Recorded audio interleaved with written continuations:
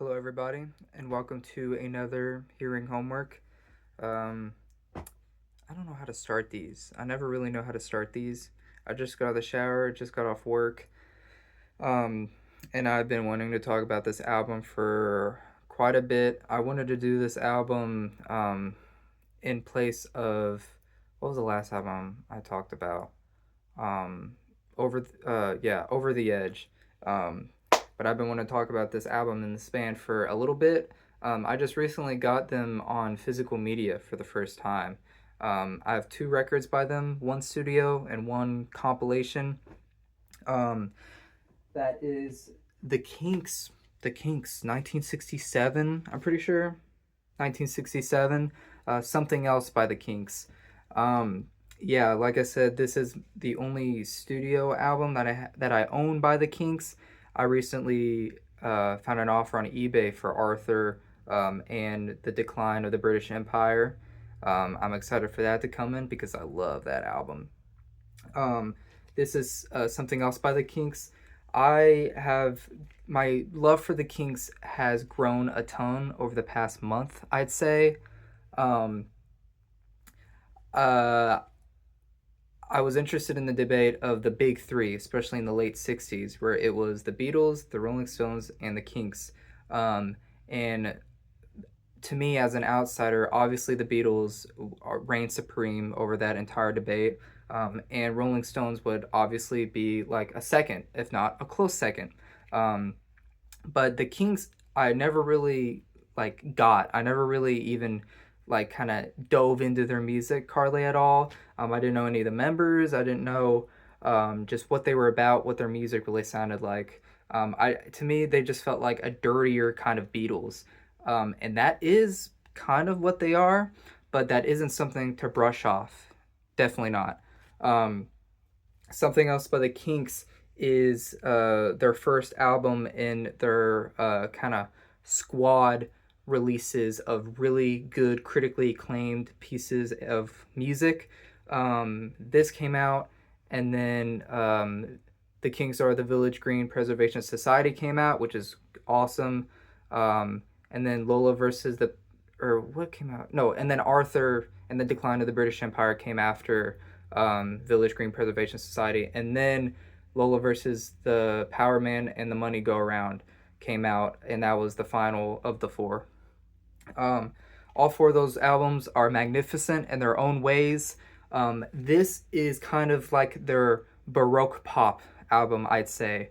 There's a lot of experimentation within the music. Ray Davies, as a writer, really comes into his own on a lot of these songs. His writing is it's very British. It's a very kind of British middle class, maybe even lower class way of subjects he talks about, the way he writes. There's specific songs note. Afternoon Tea is really British. Harry Rag is really British. Um, what else? I would say David Watts is also really British. But I love Ray Davies' songwriting, and when he comes into his own on this album, he writes some really, really solid pop song arrangements. I love Death of a Clown. That's not Ray Davies, that's his brother, Dave Davies. Is that right? Dave Davies? um, Oh yeah, here I'll show off the release. I love this album cover too. This weird text. I love the color of the background. It's like this kind of gray blue kind of. Um, and then the four members. This is Ray Davies, Dave Davies, and the bassist and the drummer. I'm sorry, I don't know the bassist and the drummer's name. And then on the back, there's this really scary photo of all four of them. I love it a lot. I'm gonna read the back of this as well after I talk about the music. Um, but yeah, this really funny photo of them. They look like husks. They look really scary. Um, but yeah, something else by the Kinks. Like I said, this is kind of their more Baroque pop album. Tunes that I love. I love Death of a Clown, written by Dave Davies. I love the background vocals. The da da da da da da da da da. The subject matter. self-explanatory. Death of a Clown. I love um, my makeup is dry and it cracks around my chin. I'm drowning my sorrows in whiskey and gin. It's a really sad song. It's just kind of a death of a clown, a death of a light, like a death of a very humorous person that hasn't gotten a lot of love back. And now he's kind of just crippling down. Two Sisters is also a really great pop song. It's the dynamic Ray Davies. He wrote that song. It's the dynamic between these two sisters. One sister is very extravagant.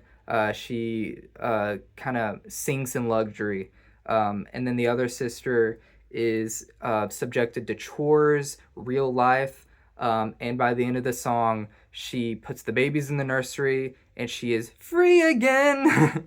That's a great song. And the harpsichord is really great too. Also, I'll talk about the first song, David Watts. I never really dug David Watts. I It was kind of when I first listened to this, which was I don't really remember. I listened to it though. I swear I did. David Watts was a pretty annoying, upbeat, piano-led song. I thought it was like too silly, but my love for it has kind of grown. I think it's very iconic in terms of this album. The fa fa fa fa fa fa fa fa dun dun fa fa fa fa fa, and David Watts being this person that everybody's looking up to. He's just the guy. He is the best guy. He is the best man, and he has everything. All the girls want him. It's a fun kind of satirical um, just song. It's just really really brilliantly written. One of my favorite. I guess the subject. It's very direct. That's another thing I really like about Ray Davies' songwriting. The things he talks about is very easy to understand. Like it's very relatable. That's why I said that his writing is very kind of middle class because it's just you don't have to be on an intellectual level above everybody else to get these songs that he writes. They're very easy to understand. There's the poetics that are used, which aren't used often, are very subtle and are still effective, but aren't like shrouded in mystery so much to where it's annoying. And I would say some of Bob Dylan's stuff can be very annoying when trying to understand it. But then again, it's not the point to understand it. Just read it and what do you think about it? That's it. That's the bottom line. Um, Harry Rag is, like I said, a very British song. Harry Rag, it's another term for a cigarette or like a cigar. In Britain, they would also just call it a fag, but this song is kind of replaces that term as a Harry Rag. I also didn't. It sounds like a sea shanty, like the drums and the rhythm and the way Ray Davies sings. It's that's the song it reminds me of. You know that pirate sea shanty, that a very popular tune that a lot of people know. Um, Harry Rag has that same rhythm and that same energy. It feels like a march. Harry Rag, Harry Rag, everybody wants a Harry Rag. And I sunk myself and I lump myself and roll myself a hairy rag and put myself to bed.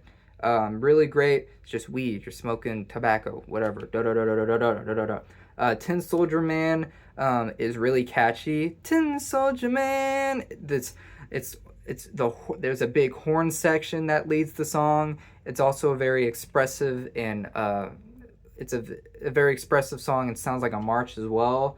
The lyrics kind of remind me of Nowhere Man by the Beatles. Just the I'm a tin soldier man living in my tin wonderland.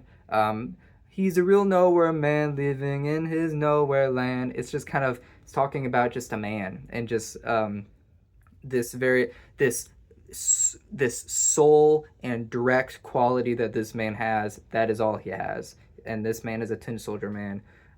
Situation Vacant is a really huge highlight off the album for me. I love the story of Susie and Johnny were happy, young enough to pay the rent. It's this is what I mean by Ray Davies songwriting, where it's like a story. It's a story about these people that seem real. They could be real. We really don't know. Um, I like to think they are sometimes, especially in this song, Situation Vacant. Susie and Johnny were young, they had their own place. Johnny had a good job, but there was something about that job that his mother in law, didn't like and made him quit. For peace and quiet's sake. For peace and quiet's sake. Uh, um, yeah, he quits the job, and then just Susie and Johnny progressively just get kind of their quality of life decreases after Johnny quits that job. But at least his mother is happy. That's all that matters. And I'm here to tell you, I implore you to never do that. In fact, you should never listen to your parents ever. You should always kind of lean more towards rebellion as much as you can. Listen to Situation Vacant. Also love the chorus. Situation vacant. Dun, dun, dun. Situation vacant. Really great. That rounds out side one. Side two opens up with Love Me Till the Sun Shines. I love the writing on that song. I love the writing on a lot of these songs. Love Me Till the Sun Shines. It's kind of this rockin'. It's there's some rockers on here. Love Me Till the Sun Shines rocks. Um, Afternoon Tea also rocks. Situation Vacant rocks. And David Watts rocks. Like there's some Baroque pop cuts. There's some rock and roll cuts. There's some more psychedelic sounding songs. Like I would say Lazy Old Sun is really weird. There's a Mellotron section in the chorus. Lazy Old Sun. That's a really eerie song to me. I don't come back to it a lot, but it's really cool. It's a really sick song. Um, Love Me Till the Sun Shines. Like I said, I read somewhere Ray Davies produced this album. He mixed it and stuff. In fact, this was the first Kinks album that he produced himself. They were working with somebody, I forgot his name, and he left before this album came out. So some of the mixes are really weird, but some of them are really good. So I don't know if Ray Davies really produced this entire record. Sorry, excuse me. But Love Me Till the Sun Shines, the mixing is kind of weird, and the vocals are loud, and the organ or keyboard solo is really loud too. But I like that. I like that track too. Reminds me of the Sonics, if you guys know who they are. If you haven't, listen to Here Comes the Sonics, I think. Um, Listen to Boss Hoss. Listen to The Witch. Listen to Have Love Will Travel. All three of those are awesome. Um, Afternoon Tea is also really great. I love the chorus. Amazing song. End of the Season is this very low key. It's kind of jazzy. It's very beautiful. It's a very beautiful song. The piano is pretty. It's this kind of mystifying song musically. And Ray Davies is very fragile. His singing is very fragile on it. And his poetics kind of bleed through very well. It's a very nature based song. And there's a magic to that song that I really love. End of the Season is one of my favorite tracks off of this. And the last song, Waterloo Sunset.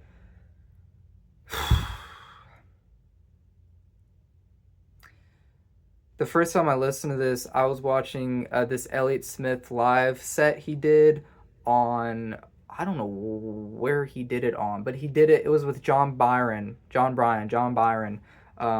And they covered Waterloo Sunset, and it is fantastic. And the original song is even better. It's one of my favorite Kinks songs.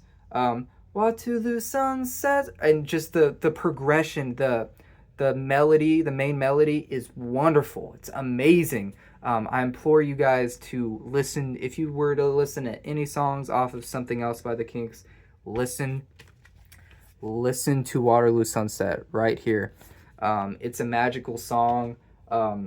It's just a really great. I think that was one of the only hits off of this album. I think Waterloo Sunset was a hit. Death of a Clown was another. David Watts was probably a hit as well. But yeah, that's something else by the Kinks. I love you guys. Seriously, if you guys take away anything from this video, listen to Waterloo Sunset. That's a fantastic Kinks song. I would also tell you guys to listen to Death of a Clown and Situation Vacant and Afternoon Tea. Just all of these songs are so solid. Like there's each have kind of their defining factors.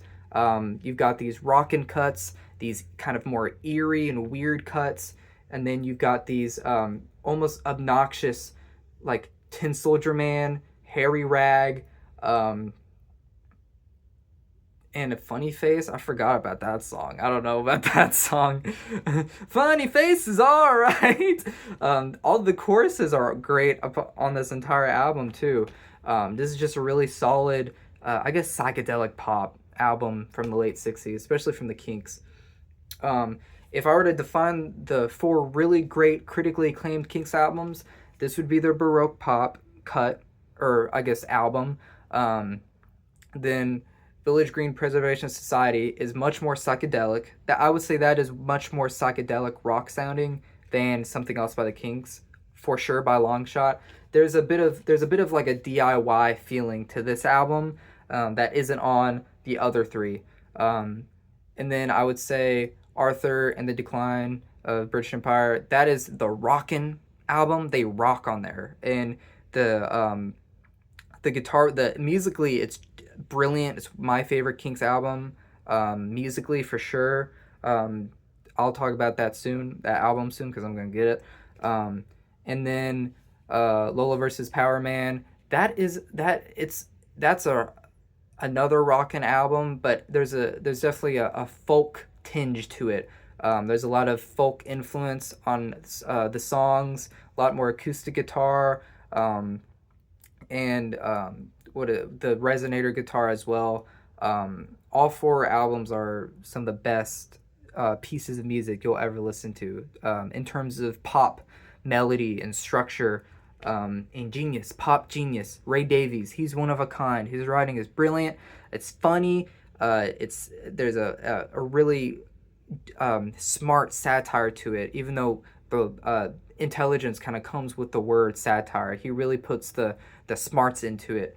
There's a very punk energy to the Kinks as a band. They were banned in America during this time, I'm pretty sure, because I don't know if they necessarily started fights on stage or what, but there's a lot of violence and a lot of conflict whenever they play live, which kind of goes back. They're just kind of like, I would argue they have the same genius as the Beatles, which a lot of people, but seriously, I'd say they have the same genius as the Beatles musically.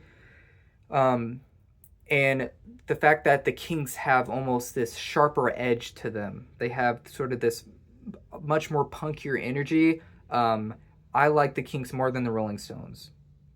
Just throwing that out there. I think they're way more interesting. And they are a band. Like, they're just a really great, musically, just a genius pop band. I just love pop music. And the Kinks make a lot of interesting pop music. Okay, I shall read. Also here, I'll show off my pressing. It's black. It's just the Kinks. It's a new pressing. It's not secondhand. Getting secondhand Kinks albums is like, I heard it's not possible. I went to this Germantown Gamble's record fair. Was it this year? I don't remember when I went, but I went with my good friends Viet and Kira, and I really, the Kinks was one of the big bands I really wanted to find. And the second booth I went to, the dude was like, it was a lot older than me. He was like, "Hey, are you looking for anything specifically?" And I was like, "Do you guys have any Kinks albums?" And he was like, "Dude, finding secondhand Kinks records is, let alone impossible, and finding them in good condition, good luck." He did have a couple 80s Kinks albums, but I really wasn't interested in getting any 80s Kinks, because 1, I haven't listened to any, and 2, I just wanted to move on with it because we were pressed for time anyways. But Sometimes I wish, because I don't remember what it was like. Misfits, I think it was called. The 80s Kings. It didn't have soap opera.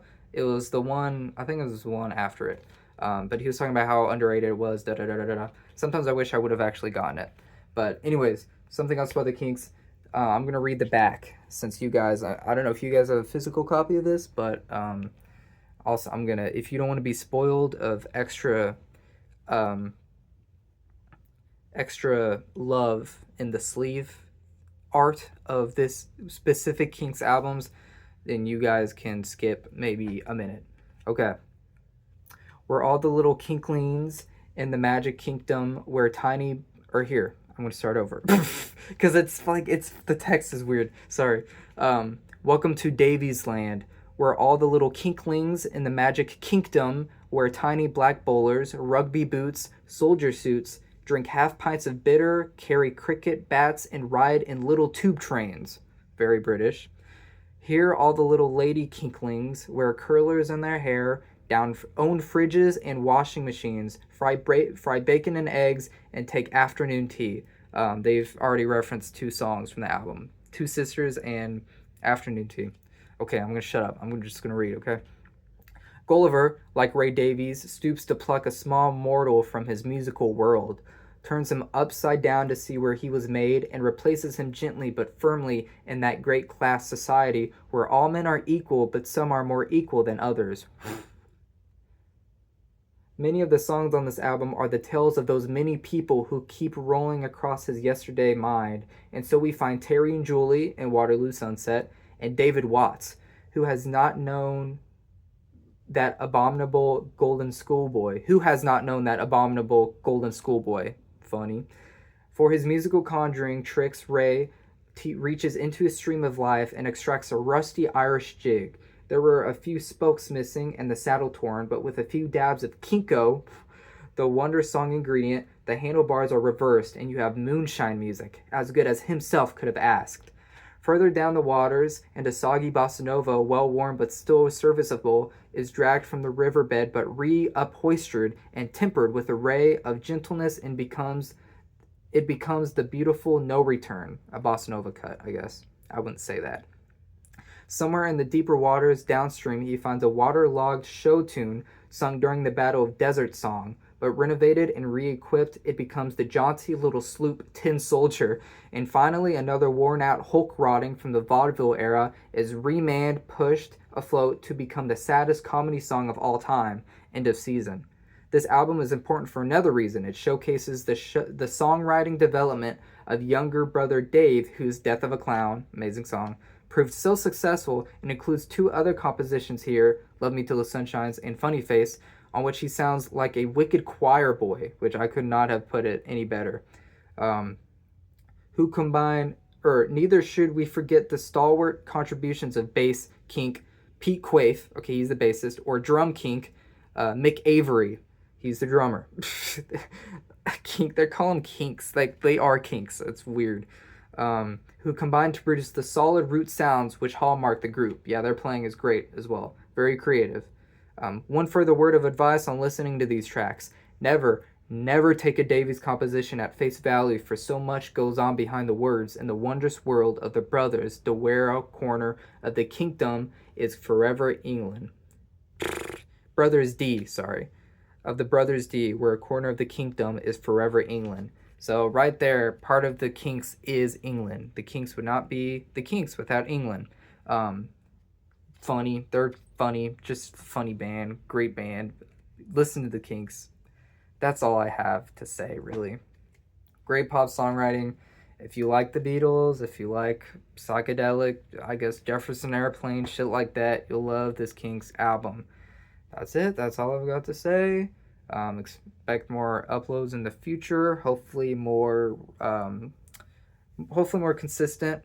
I want to do an album showing off my world music collection because I've been trying to build that up. I have this top shelf space completely reserved for international music, and I'd like to kind of do small updates of stuff that I get that has to do with international music. And I would, not to toot my own horn, but I've been doing pretty good, kind of keeping up with that idea, and I have a lots to show for it. So yeah, thanks for watching. Thanks to anybody who watches me ramble. The purpose of this video: listen to music, and this is good music to listen to. So, all right, see y'all.